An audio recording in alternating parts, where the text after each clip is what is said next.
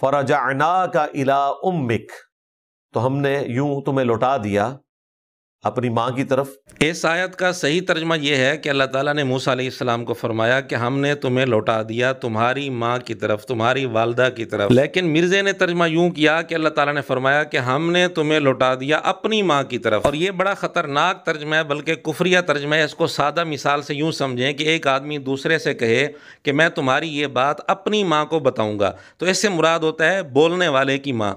और अगर वो यूँ कहता है कि मैं तुम्हारी ये बात तुम्हारी माँ को बताऊँगा, इससे मुराद होता है मुखातब की माँ। अब मिर्जा ने तर्जमा यह किया कि हमने तुम्हें लौटा दिया अपनी माँ की तरफ, तो नऊज़ु बिल्लाह इसका क्या मतलब बनेगा। इसीलिए तमाम उर्दू तराजम में इसका तर्जमा यूं किया गया है तुम्हारी माँ की तरफ, तुम्हारी वालदा की तरफ, तेरी वालदा की तरफ, यूं तर्जमा किया गया है।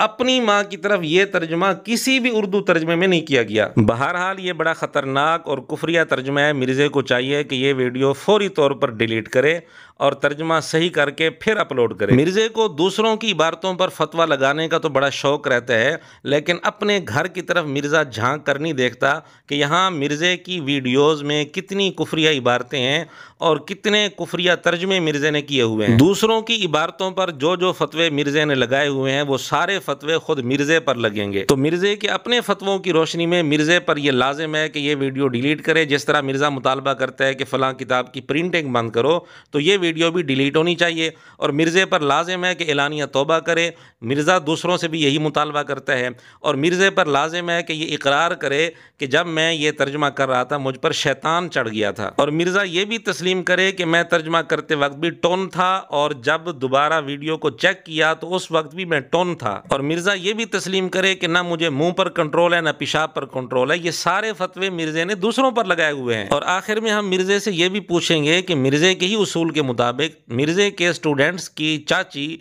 वो भी गई या नहीं गई। अब मिर्ज़े के शागिर्द ये बहाना न बनाए कि ये स्लिप ऑफ टंग है, क्योंकि स्लिप ऑफ टंग भी हो तो भी मिर्ज़े का अपना फतवा है कि अगर गैर इख्तियारी तौर पर कलमा कुफ्र ज़ुबान से निकल जाए तो भी उसे तौबा करनी चाहिए और ये कहना चाहिए कि उस पर शैतान चढ़ गया था। फिर मिर्ज़ा खुद ही हदीस सुनाता है कि 3 लोगों से कलम उठा लिया गया, बच्चा, सोया हुआ शख्स और पागल। और फिर मिर्ज़ा सवाल उठाता है कि क्या तुम्हारे बुजुर्ग पागल थे। तो हम भी पूछते हैं क्या मिर्ज़ा पागल था जब ये तर्जमा कर रहा था। मिर्ज़ा दूसरों से मुतालबा तो करता है कि अपने बुजुर्गों को पागल मानो, तो क्या मिर्ज़े के शागिर्द मिर्ज़े को पागल मानने के लिए तैयार हैं?